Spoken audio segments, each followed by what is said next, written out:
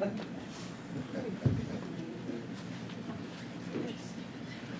I can't even remember the last. Good evening. time. Welcome to the regular scheduled meeting of the La Junta City Council of June 5th. I'm going to begin with an invocation. Councilmember McIntyre, would you please lead us in?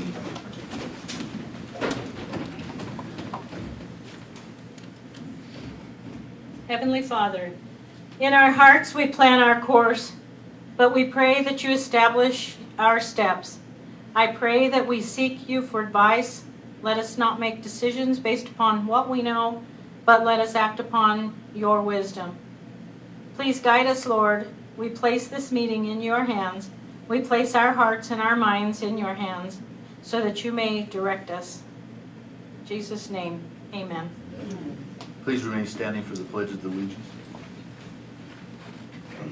I pledge allegiance to the flag of the United States of America and to the republic for which it stands, one nation, under God, indivisible, with liberty and justice for all.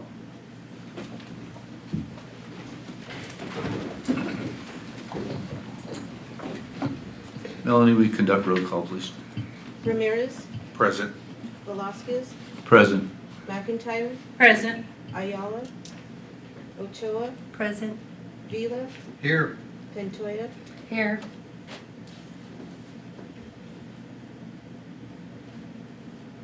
Moving on. Has everybody had the opportunity to review the minutes from the previous meeting?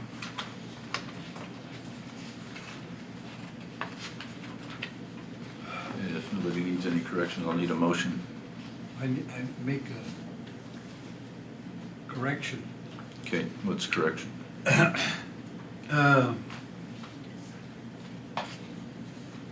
On the very first paragraph of the minutes of the previous meeting, Mr. Klein said yes when I asked if somebody was tracking it, and he said Melanie is tracking it. That's addition of Melanie is tracking it is the only correction I see. and that's the first paragraph? Yep. Mr. Klein said yes on minutes of the previous meeting.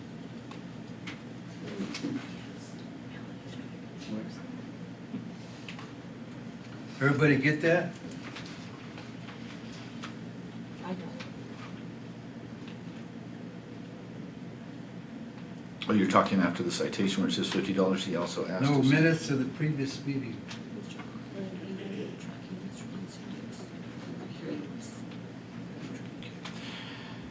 Any other corrections? We have a motion.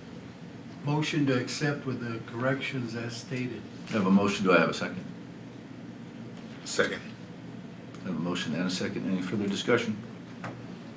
Okay, I'll ask y'all, please vote.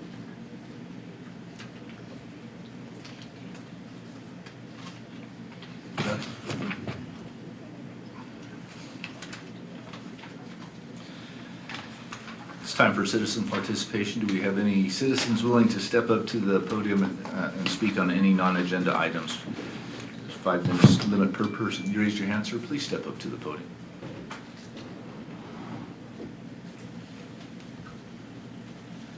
Thank you. I'm Douglas Golding. I reside at 1316 Lincoln Avenue in the city of La Junta.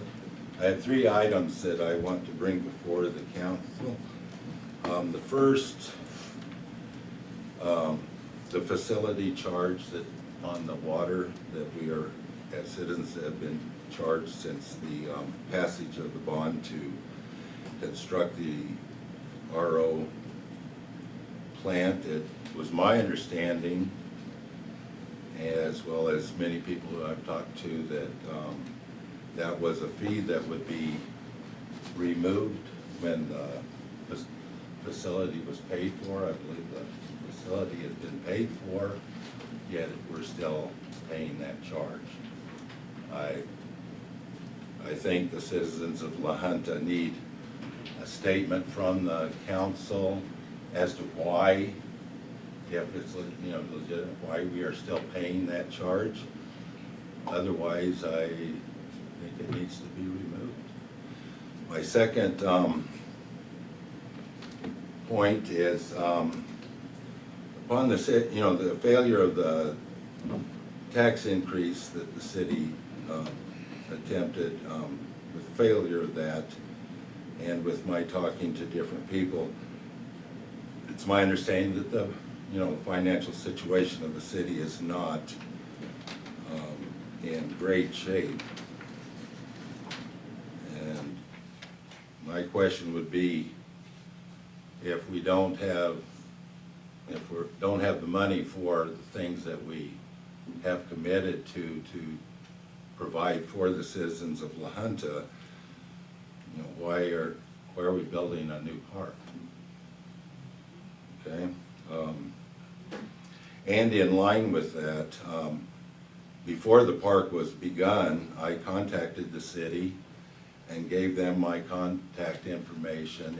For those that don't know, I've been in construction for over 50 years in all phases of construction, and I volunteered my expertise, my time, my talents to help with the project. I was never contacted. If you said he didn't want me, that's fine, but a call saying we don't need your services would have been nice. The third thing I'd like to bring up is some years ago, probably around 10, my brother Dennis came and met with a group of citizens on 2 or 3 occasions to brainstorm and outline different things that the citizens of the city would like to see pursued at the city. And at the top of the list, I don't remember all 10 of the things they recommended, but at the top of the list was a walking and biking path. Since that meeting, and I think that was those meetings, that was probably about 10 years ago, we've moved a locomotive up on a hill. We built a new brick and tile park. We've done some other things. It just makes me question, whether our leaders these people spent their time, gave up their time to meet and do this at the city's request. And then the number one thing they asked for still is not a reality. Yeah, we've done these other things. So those are the 3 items I said. I really think we need to understand why we're paying that facility charge, and the citizens need to know why. Statement from the city would be nice. Also, I think we need to refrain from new construction projects if we're not financially able to fix potholes and the other things that the city is responsible for. And thirdly, if citizens get together and give their time to come up with ideas, I think they should be given more consideration than they were at that. All right, sir. Your time. Thank you for your time. Your 5 minutes is up. Rick, would you address Yeah. the first? Okay, yeah, and Doug, thank you very much. Because there has been, and actually I had that in my comments to go through some of this. Okay, now let's take the first one on the $17 per month. Okay, back when, because, I was there, way back. And that was in a couple conversations. When it came down to it, they did not put that in there because we knew that we'd be needing that. Now, back in 2010, 2012 era, they were thinking that it would go to help pay for the Ark Valley conduit. Now, let's jettison to today, where we are. And if you saw the audit, did you see when they did the audit here, or on the utility board? Okay. The water fund balance is $1 million in the hole. Right now we're trying to see about what we need to just start charging for what it's costing us right now, right? Right now we're having 1 main break per week That is not acceptable. We need a main replacement program. I've watched the city's water loss go up to just about 21% now. You know, unacceptable. You know, we don't need to have, like some of these other cities, where 50% of their water is not being delivered through them because their pipes are gone.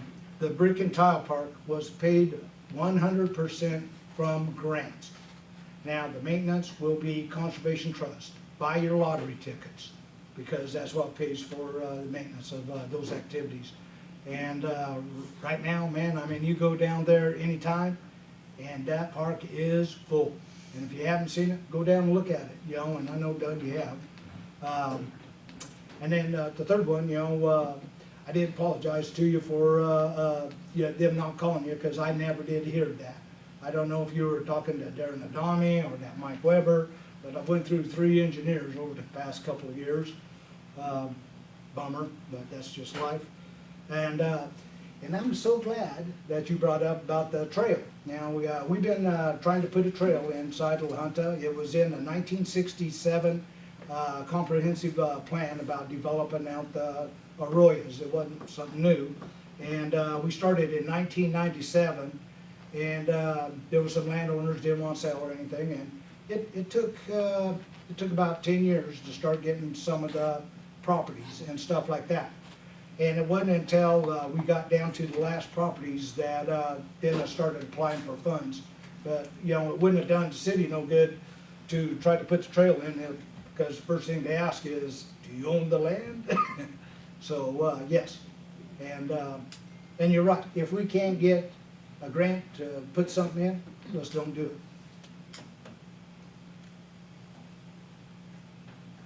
And I'm open to questions or anything.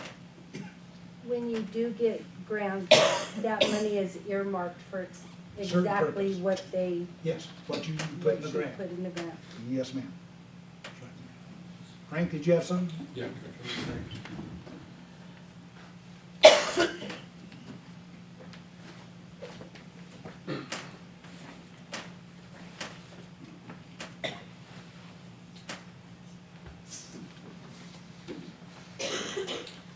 Frank McKinsey, 1202 Raton, I'm on the utility board, and I just wanted to clarify a little bit more what Rick said in answer to Doug's question. I don't know the exact meeting, but in the last 2 years on utility board, we did address the $17 charge, and we researched it back to its beginning, and there was no sunset, or there was no sunset provision, so we could leave it on. And we chose to do that because we got infrastructure problems greater than just paying off the RO plant. We need to start putting in water lines all over town. So we chose to do that. It was done in open session, and it's a matter of public record if we go look it up. And the problem is we don't have, even though Betty's doing a heck of a job, we don't have a newspaper that everything gets into. So what happens, everything that happens in the meetings doesn't always get to the press. But we darn sure did research it, and that was our decision to do Could that. I make one? Sure. All I'm saying is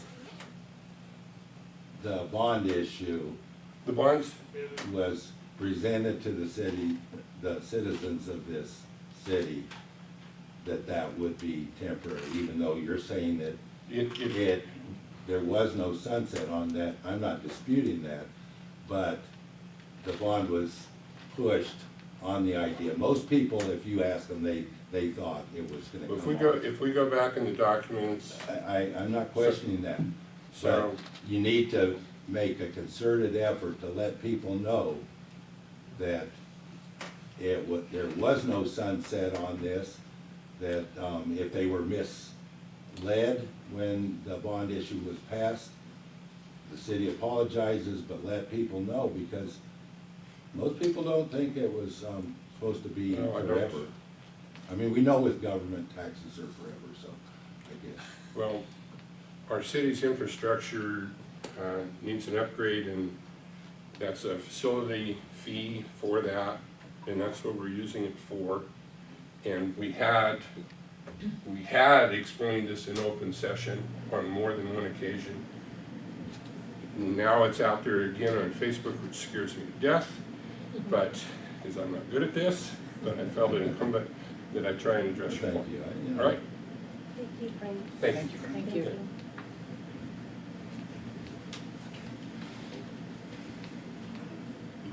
I hope we at least touched briefly on some of the questions that you asked. Any other citizens with any other non-agenda items that like to speak up on?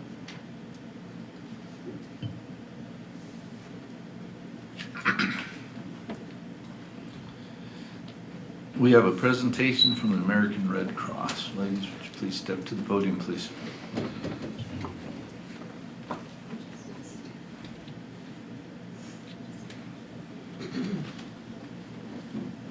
Hi, I'm Christine Caulfield, and I work for Otero County Health Department. I'm the emergency preparedness trainer. And with Mayor Ayala's permission, I've asked the Red Cross to come and give a presentation so they can talk about, and it's Corey Tanner and Megan. Corey is out of Colorado Springs and Megan's from Pueblo. And they are going to talk about what they can offer our community.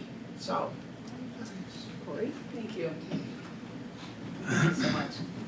Hi, my name is Corey Tanner, and I'm the Disaster Program Manager from the American Red Cross, and I'm honored to be here today. So one of the things that when we met with Mr. Ritter and the Public Health Department today, we talked about the things that Red Cross can offer to your community for free. Okay, let me say that again. What we can offer you is free. So I have some presentations that I'm just going to talk about it, and then I'm going to give you copies of it afterwards so that you can see that. How's that? So one of the things that, I'm out of the Southeast Colorado chapter, which is 16 counties. It's from El Paso County down to New Mexico, over to Oklahoma and Kansas, and then all the way to Lake County, or the counties that I'm responsible for. There's 16 of them. So Megan Chesley is my disaster program specialist, and she's in Pueblo, and we are the only 2 disaster employees in those 16 counties. The rest is volunteers.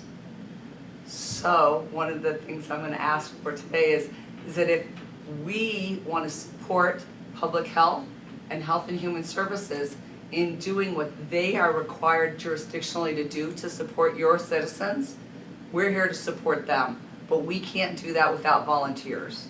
So I'm going to throw that out, is that we always use volunteers. A lot of our Red Cross volunteers are, what I'm going to say, are chronologically vulnerable. That's a nice way of saying it, don't you? We get it. So COVID has really decimated any volunteer organizations, I think, as all of you know. And so we're doing a lot more with a lot less. So when the bad day absolutely happens, we have to be able to train you so that you can be the first responders until we can get here. So in the Red Cross in the Southeast Colorado chapter, we have a number of groups. So your typical person is going to be Phil Martinez, and he's our executive director. He works with elected officials. So we kind of are siloed. He works on his side, but I'm here today.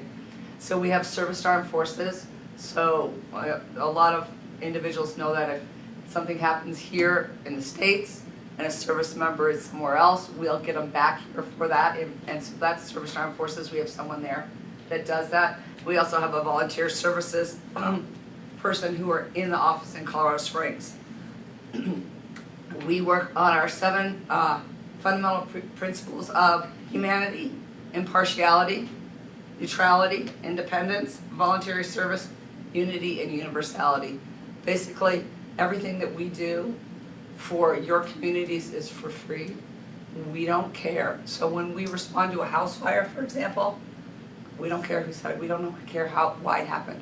But there are individuals who need help, and we're there to do that. So one of the things that we can offer to your community is in the preparation area. So in order to prepare, we do things like we install free smoke alarms in people's homes 10-year battery smoke alarms for free.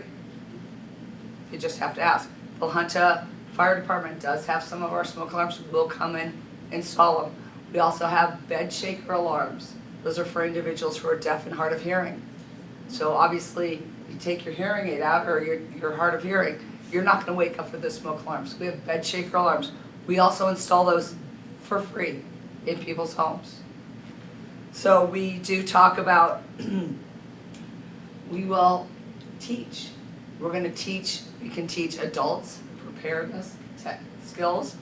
We teach them a lot of different things. We are working on a wildfire mitigation project right now in Green Mountain Falls. It's a pilot program. So we're going to see, we don't know what that's going to look like in July, but so we're doing free wildfire mitigation in communities as well as home fire campaign, where we walk in, we talk to folks about how they should be prepared for a house fire, and then we'll put smoke alarms in. So we're doing that with wildfire mitigation as well, also for free. So we will teach sheltering classes to your public health and your human services. We're going to teach them how to shelter. If the bad day happens and you need shelter, folks here, you're here. I'm a couple hours away. So we can teach individuals in the community, church groups, civic groups, how to open those shelters first until we get here. We'll do that for free. We're going to teach Red Cross Ready, which is preparedness. We can teach hands-only CPR. We can teach Stop the Bleed, and we can teach active threat. So that's a shooter situation. We do all those for free, and we can offer those to you in your community. We also have youth preparedness. So we have a program called Prepare with Pedro, which is kindergarten through 2nd grade. We also do 3rd through 8th grade is the Pillowcase Project. And so we go into schools or into organizations. We work with Boy Scouts, Girl Scouts, whoever, teach those kids how to be prepared. Then they take that information and they go to talk to the adults in their home. And so it expands. We're happy to do that. That's also for one of the things we do for free.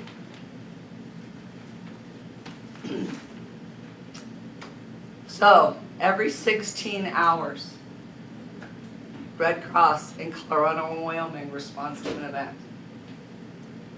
16 hours. Whether that's a house fire, whether that's a plane crash, whether that's a transportation issue, whether that's the Club Q shooting or the Planned Parenthood shooting, we do all of those things. So if somebody has a house fire here in La Junta or in Otero County, our emergency manager, fire department calls 1-800 Red Cross. We show up, we help those individuals. We do that for free to those individuals. They do not have to repay any of the things that we give them. So we'll provide them with immediate assistance, and then we'll provide them with a caseworker for long-term down the road. We can never make them whole, but what we can do is we can help them get over those first 72 hours and then work within their communities to find the road to recovery that works for them. So we work with your emergency manager here. We work with fire chiefs, police chiefs, VOABs, volunteer organizations active in disaster, as you know, our local partners, and then I think the most important thing to tell you is Red Cross never self-deploys. We don't just show up. We have to be asked. So if something happens in your community, somebody needs to ask us to come. So we'll come. You call, we'll come.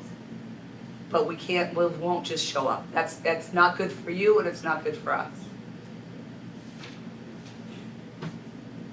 How can I help you make sure the citizens in your community are safe? I had a question. Sure.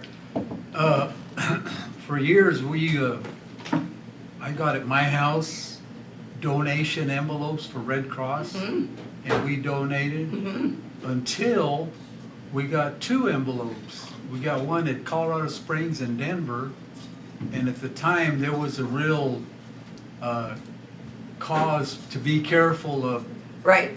people, doing this illegitimately. Right.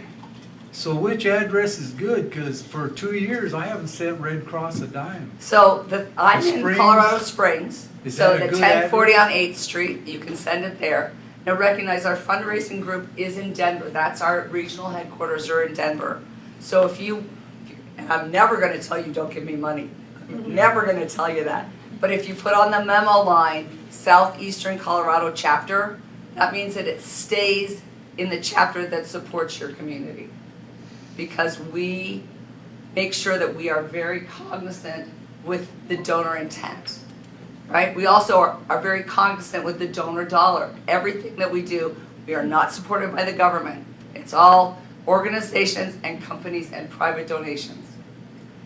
So I would send in a check to Denver, because that's what I used to do. You sure can. And a couple of weeks later, I'd get one from Colorado Springs. And that brought in a suspicion, you know. Right. Well, so I will tell you that Phil Martinez, so the easiest thing to do is Phil Martinez is the guy who's responsible for raising money in southeastern Colorado. So you're gonna wanna talk to Phil Martinez, and he knows that I'm here tonight, and he's gonna be reaching back out to you with any of those types of questions, and anything from that elected official perspective that he can help with, that's where he's gonna work. So recognize that there's a different executive director in Denver than there is in the Springs. So they aren't meaning to work at cross purposes, it just appeared that they were. So just send it to Springs, forget You Denver? can send it to Springs, we'll take care of it. Yep, absolutely. So like I said, in the memo line, you wanna put southeastern Colorado. Okay, thank you. But I'm here, please let me help you. Please let me help you make sure that your citizens are safe. Do you have contact information that we I should put do, out right and now? So I have here, I have one of this for everyone, and my contact information is right on the back of here. So and I've got them here, and then there's 11 copies. Thank you. Okay, please. Thank you. Thank you very much. Thank you. Very good. And right now, our first point of contact would be you, ma'am? And we're gonna set up a meeting, So, or a training, right, and we'll let everybody know, when it will be and where it will be. so we're gonna do shelter training is the first thing that we're gonna do. So recognize if the bad day happens here, if it's weather related, we're probably not gonna be able to get to you from Pueblo or from the Springs, which is where the majority of my volunteers are. So we need to help train people in your community to be here to help your community until we can get there. So, and if you close 50, like it was closed with some fires recently, right? I couldn't get here. So we're gonna be working with public health and your human services folks to make sure that what we can do to train folks here in La Junta until we can get there. So you're in the Pueblo, or you're in the Pueblo office? Megan is in the Pueblo office. 523 Santa Fe Avenue. Correct. Pueblo. Okay, Correct. And so I'm at 1040 South 8th Street up in the Springs. okay. And so we're here a lot. I'm responsible for all of these communities. So please, just let me know how I can help. Okay? Thank you. Thank Appreciate you. it.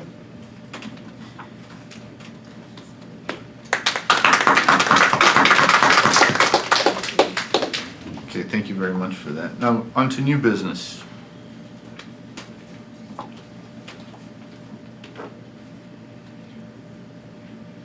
Mr. Meloff, you gonna come up and assist with the new business and the application for special event permit?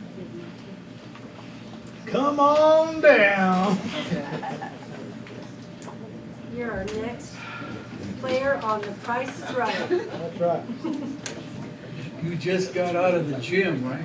No, sorry I'm late, I was getting tested in the hospital. So anyway.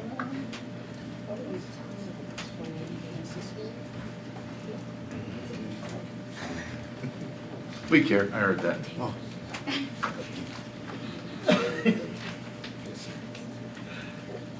I love holding the audience captive. Good job. Mr. Mayor Pro Tem, for the council's consideration, an application for a special events permit by American Legion Auxiliary for their third annual Trillion Tree Corp. To be held on July 4th from 4 p.m. to 11 p.m. at 1118 Steen. The application's in order, the posting's been completed, fees have been paid. City management recommends favorable approval. Okay, do I have a motion? I make a motion, we accept the special events permit by American Legion Auxiliary for their event on July 4th. Second. We have a motion and a second. Any further discussion? Ask you to please vote. And that passes unanimously. No, it does. Mr. Mayor, whenever the city wants to initiate condemnation proceedings, our charter requires council to take a formal action to authorize that condemnation. We're working on 1008 Raton Avenue, which has been in a state of disrepair forever. And then a couple of years after that, we have decided that it's time to, despite repeated promises by the owner that he was going to fix it up over a course of years, we've decided enough's enough. It is a hazard. It's an extremely dangerous situation with the condition of the roof. We'd like permission to initiate condemnation proceedings. So if you're so inclined, simply a motion authorizing me to do that will be sufficient. I motion. We have a motion I'll second. and we have a second. Do we have any further discussion? I'll ask you to please vote.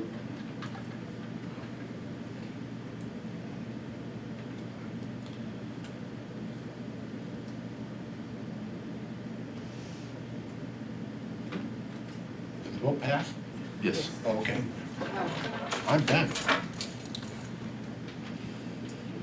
You're done? I'm done. Okay. On the recommendation to replace or augment the current water attorney in regards to the Ark Valley conduit affairs. This requires an action.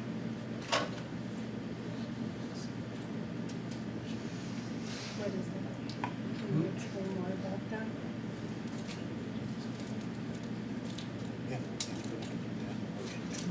Who's gonna, Is he gonna, we have a sidebar going on. So I know I was at that last utility board meeting. I don't know, were you there at that one? Oh, No.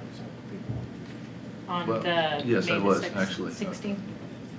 Paul, would you like for me to speak to this? Yes, I would. I was gonna ask you to come up, but I didn't know if we had a sidebar for clarification.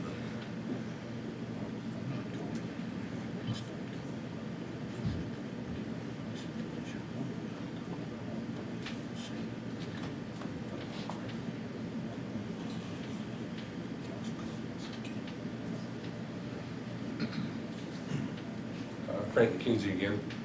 I think you all know that we've been for several years now back and forth with Lower Arkansas Water Conservancy District in regards to the Ark Valley conduit.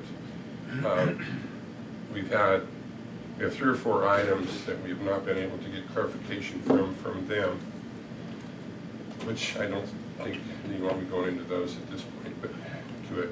thank you. But so our last attempt to get some clarification and some answers, we asked for our current council to come to utility board, which they did, and at the end of that presentation, we got reiterated back to us the same things that we were trying to do. Well, you need to ask these questions. Well, we have asked these questions of the Conservancy District. And then we're told, well, you need to ask them in writing. Well, we have asked them in writing. So at the end of that exercise, we felt that we needed more aggressive representation.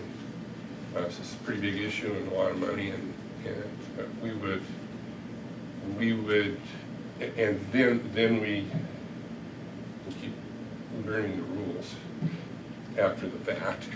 But anyway, we need, because all we can do is recommend to you that the city get additional or new representation, new council. We can make that recommendation And that's what your utility board has done. We've formally made a recommendation to you that I believe Rick and Dean would go out and drum up a more aggressive attorney. And that's what this is all about. Am I on point? Okay. I think that's as clear as I can make it, and we appreciate that. Through all of this, we're still pretty much in the dark on some really big issues on the conduit, and we need counsel that knows this topic, this subject, and would be aggressive on the city's behalf. So, Thank you for explaining that. yeah, well, I knew when I read the packet, I thought I better probably go. So, I'm glad you did. Mr. Mayor Pro Tem, could I speak to this? Yes. Everything evolves and everything changes, and general practitioners in the legal field, such as myself, are a dead duck. They just don't exist anymore, and it's not uncommon now in the legal profession, for there to be a fragmentation and a compartmentalization of legal services. Believe it or not, you can go see a divorce attorney, but they'll send you to see another attorney for child custody matters and another attorney to see you for child support matters, and that's just the way it is. So when you're dealing with a long-standing and what I believe to be a reputable attorney who is better at certain things than others, I think the utility board is saying we need a rough and tough type litigator who has that kind of experience and that energy level to do those sorts of things. That's not uncommon in my world now. There's just people that litigate as a profession to litigate, not litigate municipal or to litigate doctors, they just litigate. So I think that's what the utility board is saying, is we need something more than just the brains, we now need some muscle. And I understand it, it's prevalent in my world. the only thing I would add is you should know by now that going down the road, this is going to be your decision to make, not utility boards. Utility board has made one recommendation to this point, but council somewhere along the line is going to make this decision on the conduit.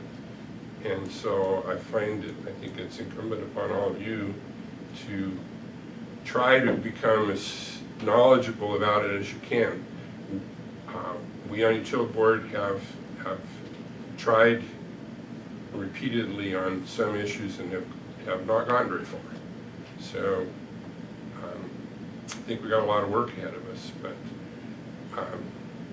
this is one of those occasions where we're sitting in a seat that we can think all we want, but we as utility board won't be making the decisions. But I won't pass the buck either, but I'm not going to have a vote when it comes down to it. So trying to give you the best advice we are that we can. Thank you for that. Thank you, Frank. Rick, is she on our payroll? No, she's a retainer, or, gets paid by the hour, the hours worked. For the Water Conservancy District, or? For whether she's working on, our, Fulbrook water rights or. She did good on that, you said. Yes, she's a regulatory engineer, or a lawyer, you know, she's not a litigator. But she's the one that helps the canals, and, munis as far as in the valley. Because I can recall asking, not just me, but other utility board members, asking good, solid questions and no answers. I myself asked for an engineering report, and she says, I'll get it to you. And that was last summer. Right. But that's up to Southeast Water Conservancy District on what they hand out. So if we get somebody else, what are they going to say about it? They'll go to Southeast and ask for that same information and probably get the same answer. So, But litigating I believe, putting argument with the litigating attorney, in case we go down that route. It's not a bad thing. Okay, so this requires an action. I need a motion, and when you're wording your motion, please, whether to replace or whether to augment. So I would make a motion that we augment the current water attorney. We have a motion What is it? What's your motion? to augment the existing Oh, water attorney. I'll second that. We have a motion, and we have a second. Any further discussion? Ask you to please vote. And that passes.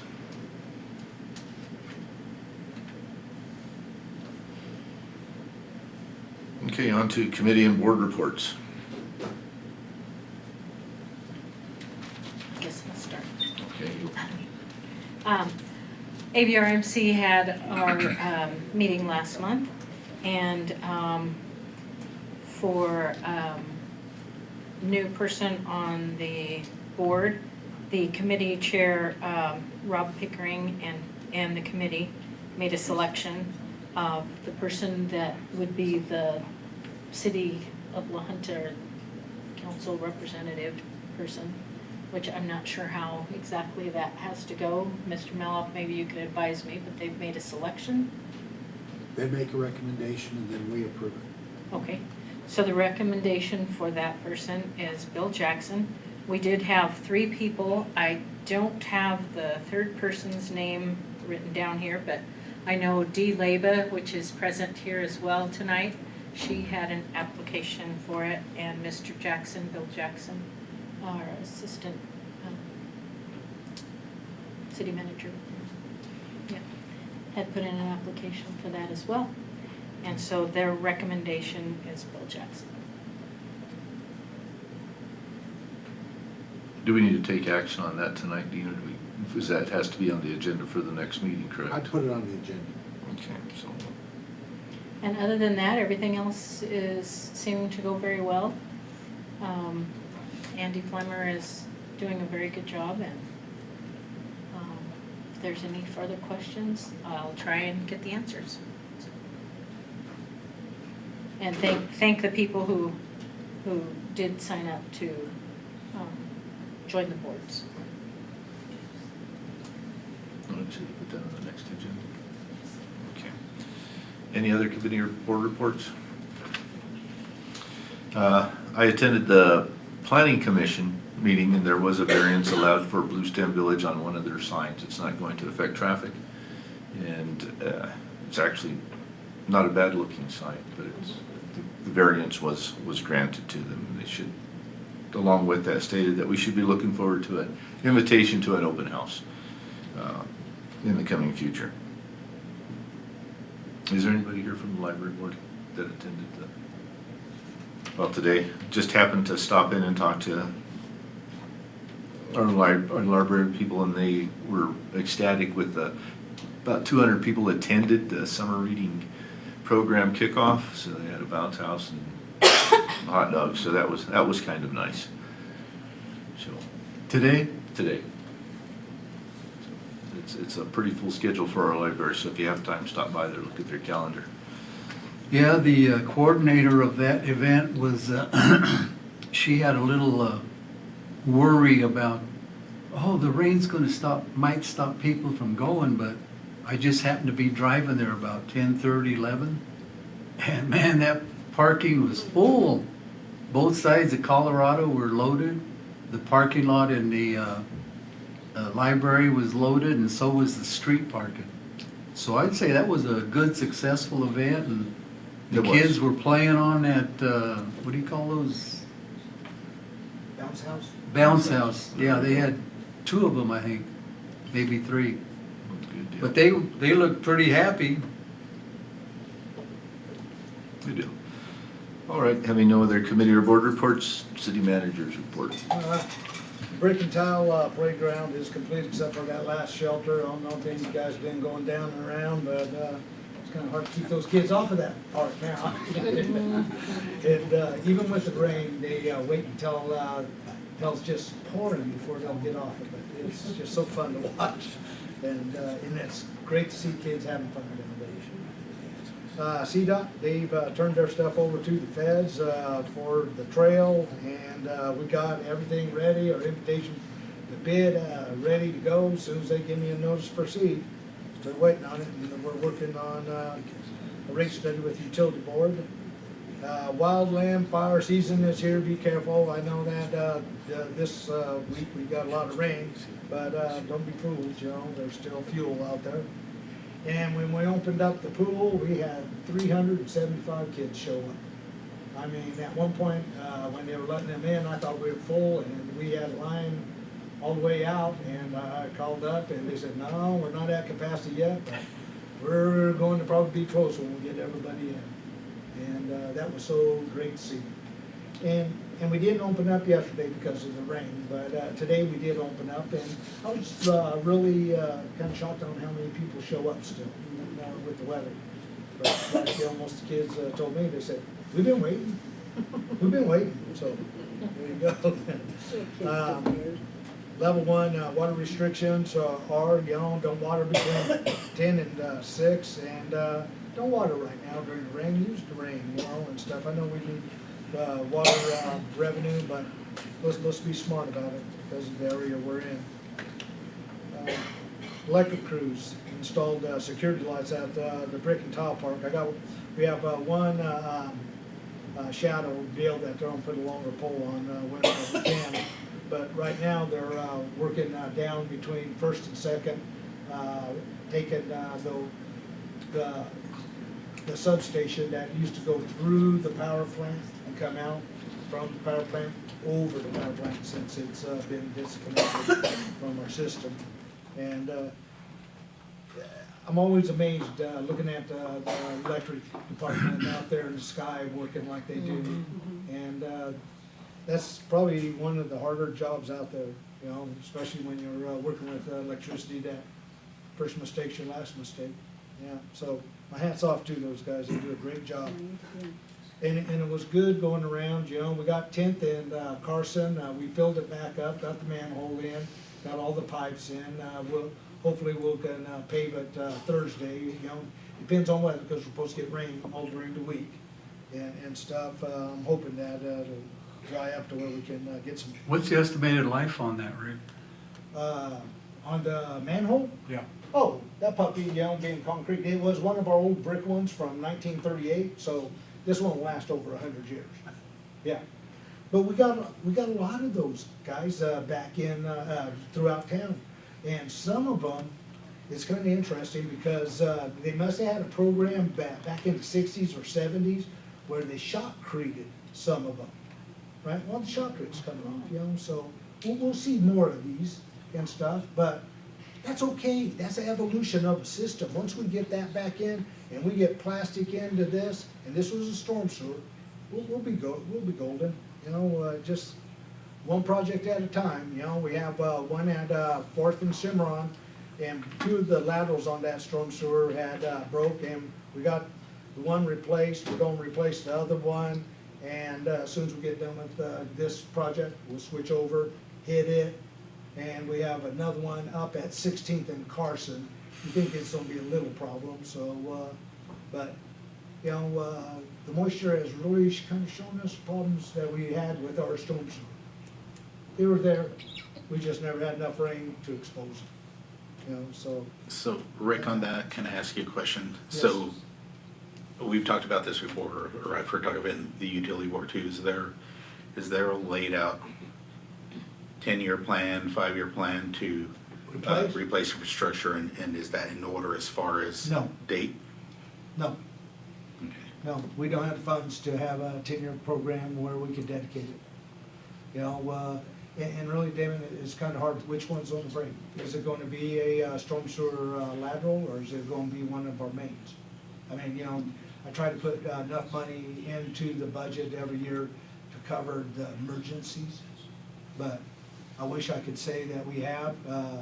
Right now, what I'm trying to do is, you know, the company that's going through and doing our wastewater camera, getting a price for them to see, you know, can you camera our storm sewer system so we can come up with the plan to how much problems do we have? Where are those problems? Do we got anything that's the Achilles heel, kind of like the pump station that we just got through replacing. And I'll tell you what, I can't express hard enough my gratitude for that ARPA money, and that Council and Utility Board chose to put that on that pump station up there at our big tank. Because, guys, that was ready to fail, and we wouldn't have had water serving our hospital, high school, our college.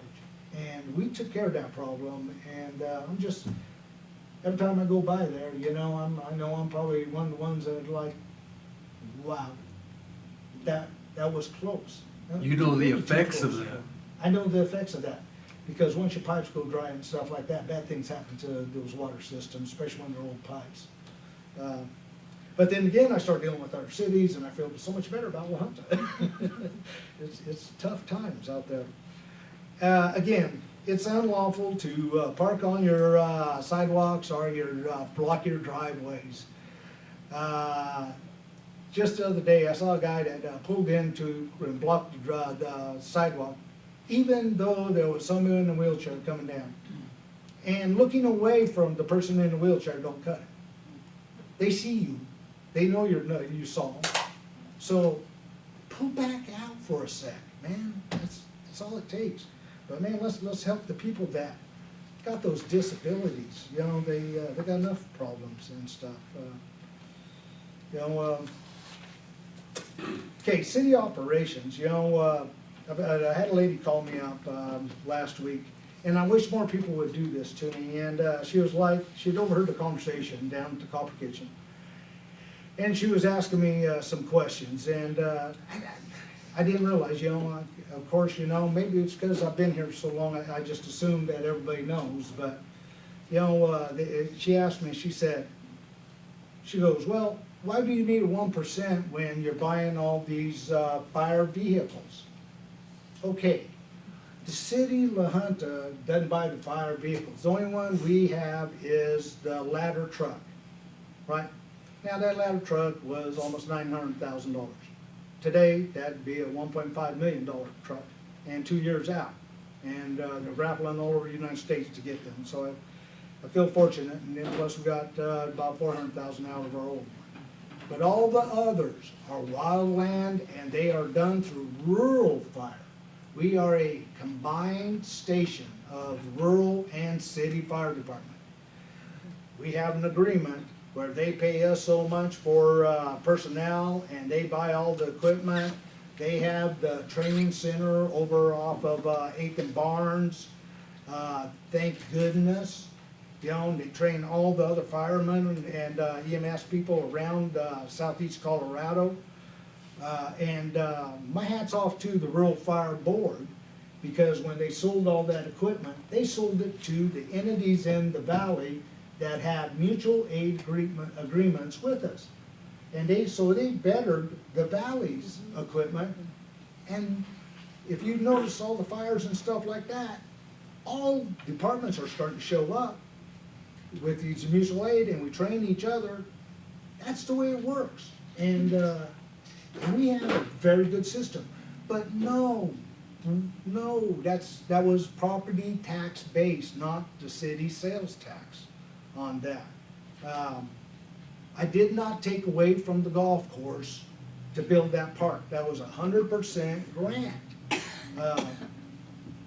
If you have questions about, you know, and just like Doug coming in today, you know, I love that, because the more we could get it out what the real truth is, because, you know, I wish we did have a daily paper back, you know, because it seems like information flow was a lot better back then and stuff. So, but if you have questions about the city operation, or, you know, why we need money and stuff, give me a call. I mean, I'm open.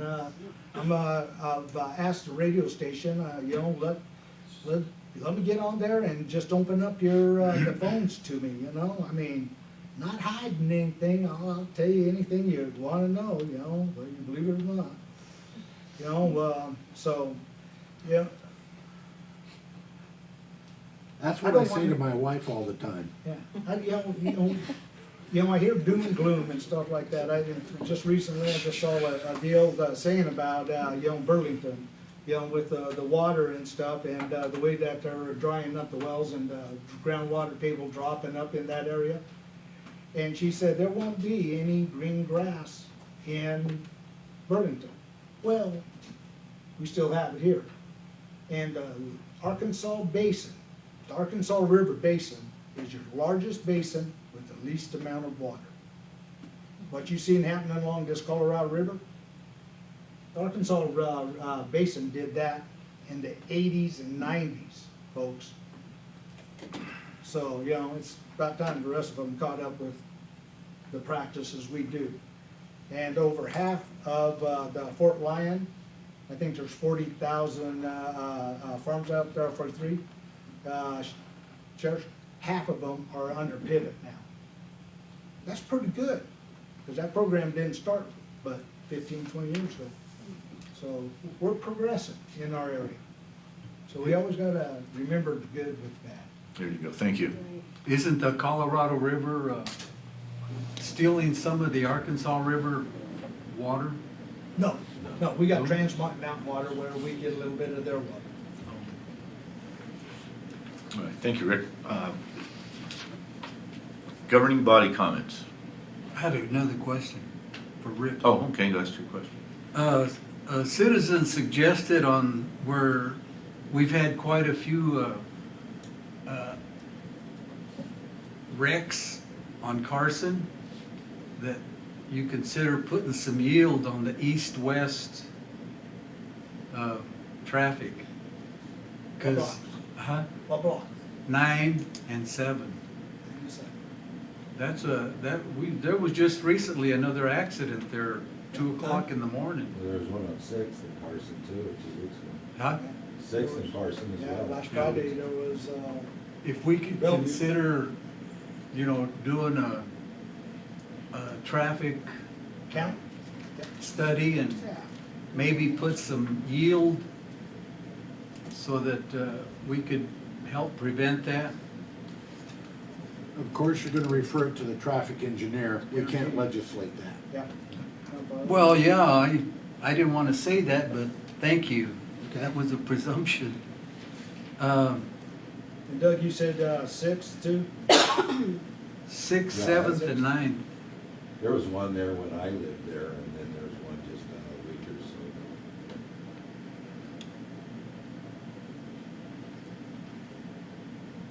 ago.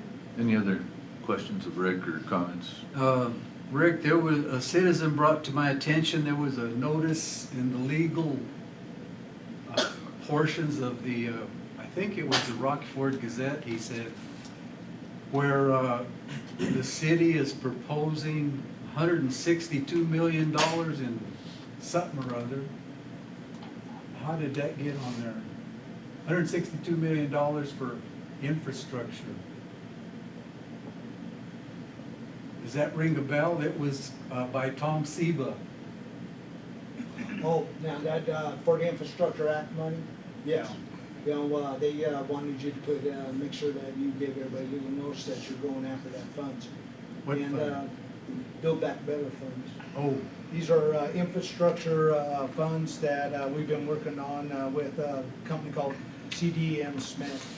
And we want to posture ourselves to make sure that we can capture as much as that money for to replace our distribution system to help keep the rates low. distribution for, Water, okay. yeah. I didn't know. Yeah, you know, it's kind of interesting because, you know, right now we're trying to figure out, you know, the way that the feds, they got that regionalization really hard. And they really liked the way we did our housing one. And I don't know if we might have to move up with some other cities and stuff, but we're betting that out right now. But that is a good question, Ed. Yeah, I think that's, About that, that is starting, in other words, yeah. Yeah. Is that Build Back Better program end soon, or do you No, it's remember? going to be over the next 5 years. 5 years? Yeah. I don't think they tore out any of that with ceiling deal, but that's it. That's it, Paul. All right, anybody have any other questions of Rick? Yes, when you were mentioning getting information out to people and so forth, do we have a city newsletter that we could also put online? Or possibly you could throw a couple things in every month Good. Yeah. onto the newsletter, but do we have a newsletter currently? We used to, but, Okay. you know, things got busy. Yeah, but, you know, that's a good one, put up some statements on our website on, I like that. I know Facebook gets stuff, but not everybody's a Facebooker, and it's always good to have something that, I mean, you can actually just go to a website and read a newsletter. That's right. Thank you. Thank you. All right, now on to governing body comments. Anybody? If nobody else is, yeah, I have something that's been on my mind, and I think based off, I'm going to ask for some help here from Mr. Mello probably, but based off our budgets and our monies and things like that, I think as a board here, we need to, or as a council, we need to set an example when it comes to the money being spent. So I want to know how we would go about restricting funds from being used by the council for out-of-town travel, you know, for reimbursements for any out-of-town travel. Specifically, myself, I've thought about CML, which is a very big expense. I've made a decision not to go specifically because of the monies that would be spent, and we probably don't need to be doing that right now. So how would we? Well, I've been contacted by 2 or 3 council members asking about that very topic. What can we do to show that we collectively as a board appreciate the financial straits that are before us? I know that it's not news to anyone that the cost of all goods and services have dramatically risen. As just part of my control of my budget, You're on. It was on. You're on. okay. I told Mr. Klein that I would not go to my CML conferences this year as a matter of saving money. I believe that he responded that he also was not going to go. And when you take a look at budgetary issues, the council is the entity that establishes the budget and establishes what's to be spent in a general sense. And those are directions to the city manager. So if there is, I'm telling you that button's not working. Yeah, it is. As a matter of your preferences, you have the ability individually to say, look, I'm just not going to go. Or the council as a body could consider, pass a motion saying there's going to be a moratorium on out-of-town travel for council and elected official members for non-essential kinds of things. So, I mean, all those things are open to you. I don't know that the word is really out there yet, just how much in trouble the city is, and then when we hear things like, well, the city's buying new fire trucks, which is completely outrageous and not correct, there's a misconception there. So by us making what little statements we can, we're not going to spend money on ourselves at all. I think that's a benefit to the electorate as we move closer to considering a sales tax increase. So from my perspective, I'm telling you, I'm not spending my allocated budget money. If the council wants to act individually, they can do it. If a council member chooses to make a motion today to enter a moratorium for the rest of the calendar year 2023 as to out-of-town travel for elected officials, I think that's well within your purview. If a moratorium is placed for the remainder of this year, let's say something, emergency comes up and Rick or someone had to go out of town, would they just, would He's you? not an elected official, Okay. so So we're giving it our- wouldn't pertain to you or Rick having to go somewhere for a meeting or, would be a rare Conference. event for me, but Rick, the motion that I was suggesting would not apply to Rick or to certain city supervisors. Just- It applies to the elected officials, Okay, gotcha, thank you. which for would that include clarification. utility board. Okay. Well, based off that, I'd like to make a motion to place a moratorium on the further spending of funds for out-of-town travel pertaining strictly to the city council. We have a motion and a second. Any other discussion? Could I ask for a clarification? Yeah, you may want to consider withdrawing your motion and making a little more expanded motion, because utility board are elected officials as well. So I think the moratorium probably ought to extend to all elected officials, and you control that budget, that's yours. So with your permission, I'd suggest you withdraw your motion and withdraw your second and expand your motion a little bit. Make a motion to withdraw my motion? Well, you just withdraw your I withdraw my motion then. I would withdraw the second. So now I'd like to make a motion to place a moratorium on spending of funds for out-of-town travel on all elected officials for the calendar year 2023. Second. Okay, we have a motion and a second. Any further discussion? It's not fair to the new members here to not go to that CML convention. You learn a lot, there's a lot of good speakers. And have you been to one, Damon? Elaine? I have actually, I would. How I many was- have you I been was to? One. How about you, No, Paul? maybe, One. yeah. One? 1.5, they had a hybrid. None? She's never been to any, One. and she's only been to one. So that makes quite a bit of difference. I've been to one for seven years in a row, and I've been to them cheaply. All I charge is mileage, and But there's. they're costs- there's very. costs for Excuse that. me, Elaine. As soon as I'm done, you can have it, if you don't mind. Point of order, Sure. continue your conversation. Huh? Continue your conversation. But you know, we're saying that CML, you know, if you guys have been here on this council that long and you've only been there once, except for you, doggone, there's a whole lot of information that you learn on there, experience, and you talk to a lot of people, and you pick up on a lot of good information that is valuable to you as a council person. It's even more difficult if you have a job and you cannot get any other training, because there's no training locally for what's going on in your city or what our our state organization is doing. But I can assure you that I learned a lot every time. And there was a multitude of subject matter to pick. And it doesn't bother me how the vote goes, but I would like to see some of our people go and not just be there. I mean, Rick wasn't there last year, and Dean only goes for 2 or 3 days, don't you, Dean? He never goes for the entire thing.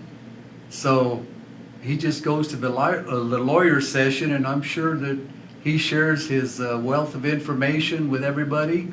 And I exchange stuff with other people too, but those of you that haven't been there, my God, go. And I don't think we're going to discuss this on another day, but I don't think the financial situation is as it is. But I would say let's do it selectively. And if you don't want me to go because several of you don't like me, that's all right. It's perfectly all right with me. Well, Ed, I'll take your words into consideration, but I'll be here another 3 years, so there's plenty of time for me to go, so. And I think that there's a lot of members that have been on the council for a lot of years, and Joe and I are going to the academy by Action 22, which we're learning a lot about local government and all the southeastern areas. So I think you're right. you still have some time here, the ones that are younger. And have Lisa, longer terms. if the motion passes, that would halt that participation until the end of the year. Yes, that's fine. Okay, so That's Well, fine with me. Now, I think they've already paid. I think that, you're already paid up when can we cancel? When's the last day to cancel? If that was for the academy. You get a penalty. 5,100, and, for you to go through all 10 modules. Mhm. So that's an education deal that's already beyond us, on Joe and Lisa with that. Those of us, Because Well, you're except for already, that. you're already like 4 modules in, aren't you? More. 5? We're at 5. Well, we don't wanna take that away, but anything new that's That one's- coming up. So, Yeah. that And wasn't that his is- That's motion. not really non-essential. Gotta change the motion then. It's His essential. motion, It's essential to get leadership. Rick, so has that already been paid for? The Yes. funds have been Whenever I spent? Yes, sir. Yeah. Yes, Okay, sir. so that doesn't They're affect already- that. Yeah, they don't hit me up for reimbursements or nothing okay. Elaine, you had a comment? on the academy. They were paid. Oh, That, okay. that covered everything. do you Councilman- pay a or penalty for Councilperson CML? McIntyre. Go ahead.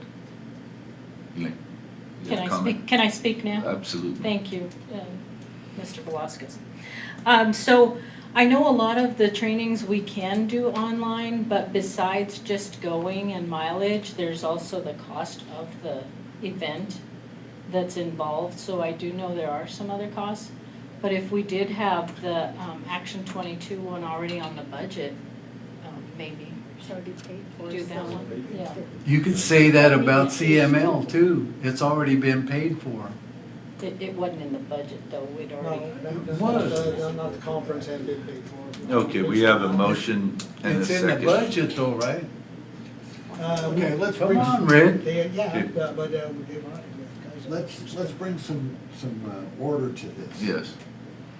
Everybody's got some good ideas, and I appreciate it. Mr. Avila would like to see some people go to CML, of course, that's a voluntary thing. Ms. Pantoya may have commitments in Action 22, that's certainly laudatory. That motion's on the floor, it's been seconded, there's discussion. Now, anybody can propose an amendment to the motion, or multiple amendments to the motion.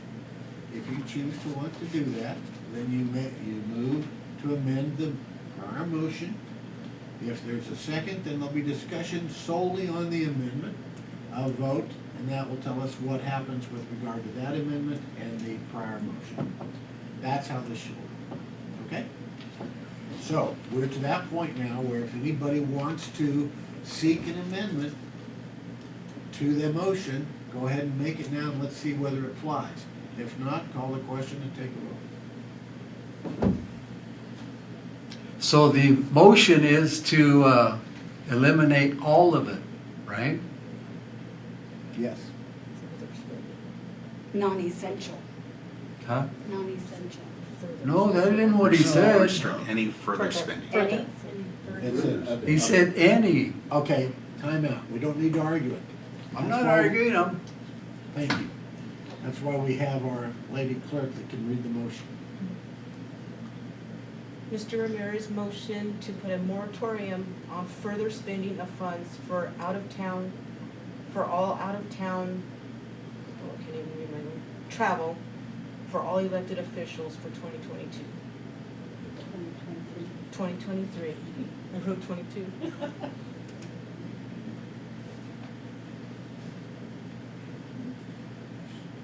What?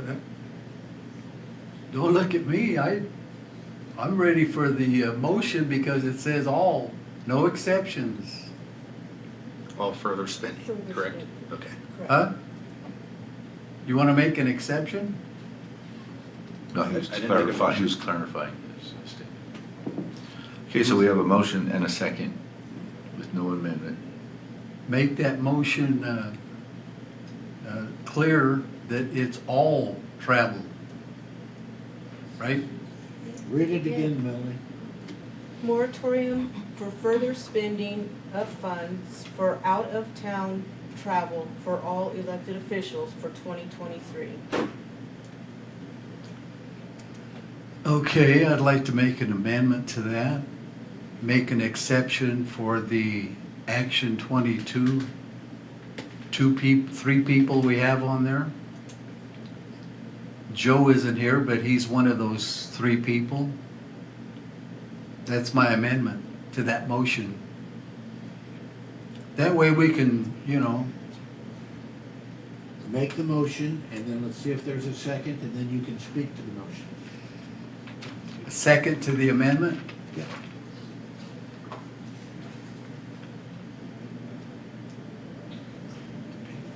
I know. It's already paid for though. Not by the city. You charge us up front. Point of order, Mr. Mayor, call for a second, please. Do we have a second on the amendment made by Councilman Vela? Hearing no second, go back to the first motion, and I'll call for the vote on that. So please vote.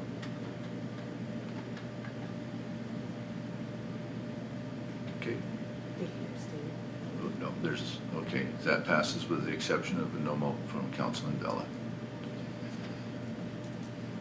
So we can cancel our reservations and everything without any loss to the city. Yes, sir. Okay, We'll do that tomorrow morning. all right. Any further governing body comments? All right. Well, I'd like to recognize two guests in the gallery tonight from Colorado Legal Services. Ms. Jennifer Rodriguez and Kiara Gomez. Jennifer is the managing attorney for the farm workers section of Legal Services, and they are in town conducting training with other attorneys from Colorado, and I guess we'll have some attorneys arriving from Oklahoma and Nebraska tomorrow, so they can further assist and protect our agricultural workers out there. And I hope you find Lahana inviting and welcoming. And thank you for taking time out of your evening to come to one of our council meetings. They're out of Denver, but thank you for being here. We appreciate you for those agriculture workers. And speaking of Bulldog attorneys, Jennifer has litigated some landmark human trafficking cases within the state of Colorado and is just a dynamo when it comes to. Who's Jennifer anyway? Jennifer, will you please stand up and be recognized by the city? There's Jennifer.